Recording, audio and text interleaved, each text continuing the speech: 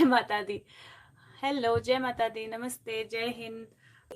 माँ की बात करते हैं, क्या है उनकी ऊर्जा, क्या है उनकी स्टोरी, और क्या एक्चुअल मैसेज है उनसे हमारा।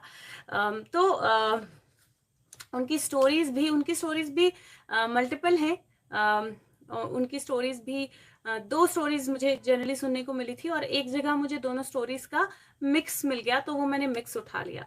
तो उनकी स्टोरी, उनको बुराई का नाश करने वाली माता जो है वो बोला जाता है। और उनकी स्टोरी ये है कि कत ऋषि के सन थे कात्या, और उनके सन थे कात्यायन। और उन्होंने एक वो लिया था, तपस्या की थी कि उनको संतान जो है ना, वो दुर्गा को संतान की तरह चाहते हैं।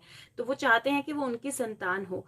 तो उन्होंने जब वो किया था, तो उस समय उस वो जो तपस्या उन्होंने की थी, दैट इज वन स्टोरी, कि उनकी जो बेटी हुई उसका नाम कात्यायनी पड़ा। लेकिन that's just part of the story. वहीं पे साइमल्टेनियसली एक और स्टोरी चल रही थी, जहाँ पे महिषासुर जो है राक्षस, वो सबको परेशान कर रहा था, या बहुत उसने बुराई फैलाई थी, या बहुत प्रॉब्लम्स कर रहा था, देवताओं को निकाल दिया था एंड ऑल ऑफ दैट। तो देवता जो है वो सब इकट्ठे होके वो गए।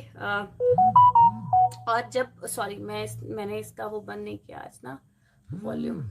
ओके, आज तो नोटिफिकेशंस भी इतनी सारी हैं। ओके, सो देवता जो है वो सारे इकट्ठे होके शिवा और विष्णु के पास गए। जब देवता वहां गए, तो शिव और विष्णु ने जो गुस्से में आए, वो तो गुस्से से उनकी हाँ जी, तो कात्यायनी ऋषि कात्यायन की पुत्री थी, यू आर राइट। और वो जो मतलब वो थे, पहले थे कत ऋषि, फिर उसके बाद कात्या उनके सन, और उसके बाद कात्यायन उनकी तीसरी पीढ़ी बेसिकली। और जो वो थी, वो चौथी पीढ़ी थी।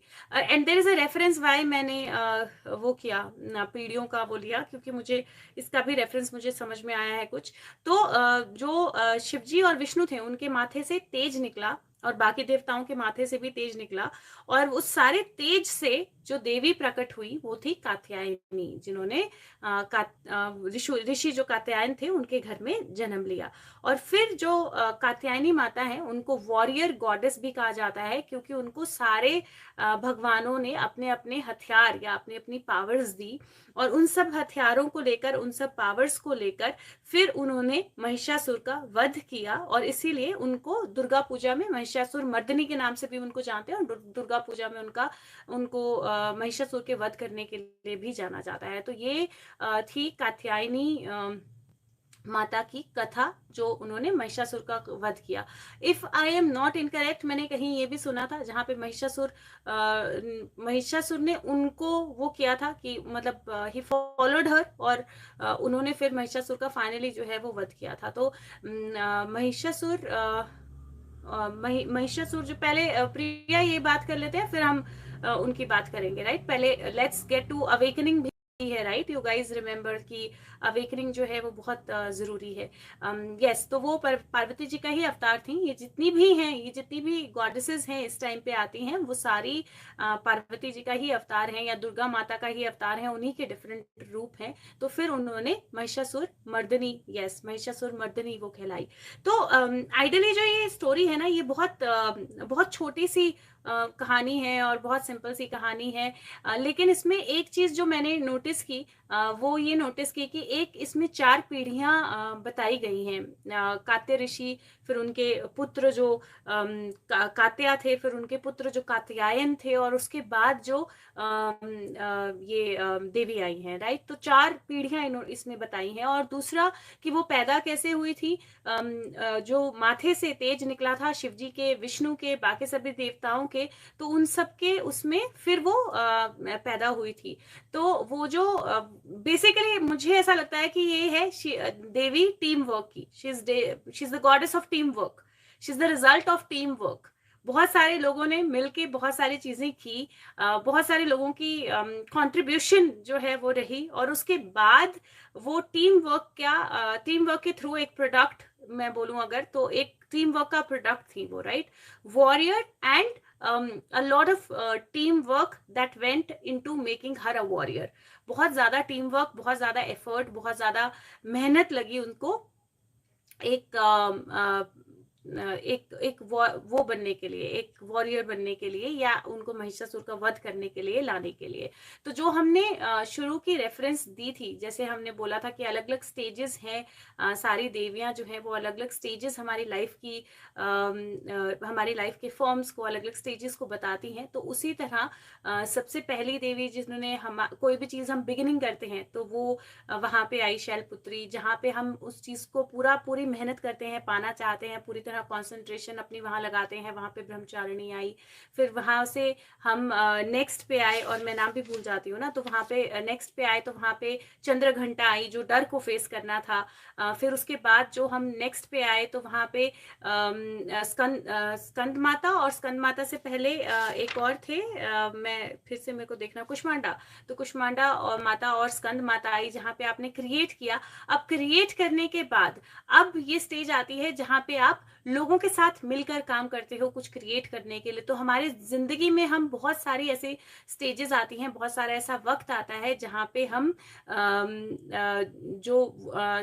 जहाँ पे हम टीम के साथ मिलकर वो काम करते हैं, टीम के साथ जुड़कर काम करते हैं। और जब हम एक्चुअल में एक दूसरे को कुछ ना कुछ देते हैं, या किसी इंसान की सब सारी चीजों से किसी इंसान को सारे टूल्स से एक तरह से हेल्प करते हैं, और हर एक का टूल नेसेसरी है, हर एक का कंट्रीब्यूशन नेसेसरी है। तो उससे ना मैं एक चीज बताना चाहती हूँ, आप में से बहुत कुछ ऐसे लोग हैं जो सोचते हैं कि हम क्योंकि मेरे को कुछ लोग मैसेज भी करते हैं कि हम कोई कंट्रीब्यूशन नहीं कर पाते, राइट, हम कुछ कर नहीं पाते सुशांत के उसमें, क्योंकि हम इन्फ्लुएंशियल नहीं है, हम लोगों को नहीं बता सकते, तो उस वजह से हम कोई कंट्रीब्यूशन नहीं कर पाते।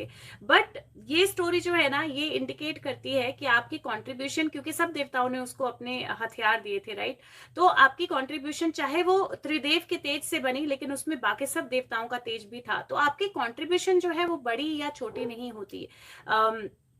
आपके कंट्रीब्यूशन में ये मैटर नहीं करता है कि ये वो कितना ज्यादा आपके लिए कुछ कर रही है, कितना ज्यादा आपके लिए क्रिएशन कर रही है, या कितना ज्यादा उसका रिजल्ट दिख रहा है। अगर आप घर पे बैठ के मेडिटेट भी कर रहे हो और जो एनर्जी है वो भेज रहे हो, जो हीलिंग है वो भेज रहे हो, तो आप कंट्रीब्यूट कर रहे हो। तो अपनी कंट्रीब्यूशन को कभी भी अपने आप को ऐसा ना समझें कि आप जिंदगी में कुछ कंट्रीब्यूट नहीं कर रहे हो, आप दुनिया के लिए कुछ कंट्रीब्यूट नहीं कर रहे हो।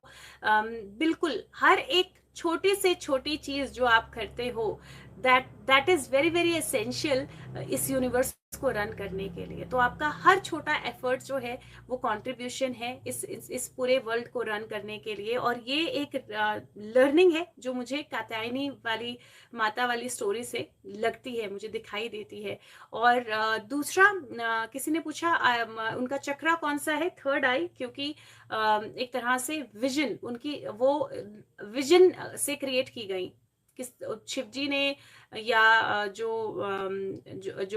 विष्णु जी थे, या जो देवता थे, उन सब ने एक विजन रखी कि अच्छा हम क्रिएट कर सकते हैं, अपने तेज से क्रिएट की। तो एक विजन वहां आई। दूसरा जो कात्यायन ऋषि थे, उनकी भी एक विजन थी कि मुझे ऐसी डॉटर चाहिए, तो उन्होंने भी एक ड्रीम, एक विजन जो है उसको रखा था और उस पर काम किया। तो थर्ड आई, आपकी विजन क्या है, आप कैसे दुनिया को देखना चाहते हो, आप दुनिया में क्या कंट्रीब्यूट करते हो, आप अपने आप को कैसे देखते हो, आप दूसरों के साथ मिलकर कैसे काम करते हो, आप अपने आप को यूनिवर्स का हिस्सा कैसे समझते हो। और महिषासुर एक तरह से वो असुर जो अपने आप पे, अगेन इसमें जितने भी असुर है ना, उनका मेन वो है अहंकार। और जब आपके अंदर ईगो और अहंकार होता है ना, आप ग्रुप में वर्क नहीं कर सकते हो, आप टीम वर्क नहीं कर सकते हो। तो दिस इज लाइक, अगर आपको टीम वर्क करना है, अगर आपको लोगों के साथ मिलकर काम करना है, अगर आपको एक टीम की तरह दुनिया में लोगों को, अपने आप को, चीजों को खत्म करना है, अच्छा बनाना है, बेहतर करना है, या प्रॉब्लम्स को खत्म करना है, ईगो सबसे पहले साइड में रखनी पड़ती है, तब आप टीम वर्क कर सकते हो। तो ये जो स्टोरी है ना, ये कहीं ना कहीं ये इंडिकेशन या एक रेलेवेंस देती है कि जब आपने सब सीख लिया, आपने क्रिएशन करना सीख लिया, सब कुछ, अभी तक आप अपने साइकिल में या अपने शेल के अंदर चीजें कर रहे हो, लेकिन हमेशा आप अपने शेल के अंदर नहीं रहोगे, आप बाहर भी आओगे। जब आप अपने शेल के बाहर आओगे तो कैसे आप बाहर के लोगों से डील करोगे। और अगर महिषासुर साथ में लेके चलोगे, अपनी ईगो साथ में लेके चलोगे, तो आप ग्रुप में कभी वर्क नहीं कर पाओगे। और जब आप ग्रुप में वर्क नहीं कर पाओगे, तो जो ग्रुप को आप बेनिफिट कर सकते हो और जो ग्रुप से आपको बेनिफिट मिल मिल सकता है वो आपको कभी नहीं मिलेगा। तो दैट इज व्हाट मुझे इस उसकी लर्निंग जो है, इस स्टोरी की लर्निंग जो है वो मुझे ऐसी लगती है कि आपका क्रिएशन, आपका पैशन और टीम ये हमेशा साथ में वर्क करते हैं, क्योंकि कात्यायन ऋषि एक तरह से उनका पैशन या उनका एक मैनिफेस्टेशन थी कि मुझे ये चाहिए, और उन्होंने पूरा तन मन धन लगा के उस पर काम किया। और एक और लर्निंग जो है ना वो लर्निंग जो है वो वही जो मैंने आज बोला था ना कि जब आप पूरे पूरे उससे किसी को पाना चाहते हो तो पूरी कायनात लग जाती है। यू रिमेम्बर, आप जानते हो किसने बोला था वो, राइट? तो वो एक तरह say that is the part of, तो वो लोग जो बोलते हैं ना पिक्चरों में डायलॉग्स, उनको पता नहीं है वो कितनी अच्छी सीख दे रहे हैं कहीं ना कहीं, लेकिन वो खुद अपने आप वो सीख नहीं लेते। शिद्दत, वो शिद्दत जो है ना, दैट इज व्हाट कात्यायनी माँ की कथा में भी है, क्योंकि जो ऋषि कात्यायन थे उनमें वो शिद्दत थी कि मुझे वो डॉटर चाहिए। तो जब उन्होंने पूरी शिद्दत से वो पाने की कोशिश की तो देवों को भी मिलकर उनको क्रिएट करना पड़ा, राइट? तो देवता भी एक तरह से, चाहे वो महिषासुर के कारण हो, सर्कमस्टांसेस ऐसे बने कि देवता भी मजबूर हो गए कि उनको वो क्रिएशन करना पड़ा। तो जब आप पूरी शिद्दत से किसी चीज को चाहते हो तो पूरी कायनात लग जाती है ना। दैट इज एग्जैक्टली, या that is exactly what this is about, what Katyayani माँ की कथा इज अबाउट।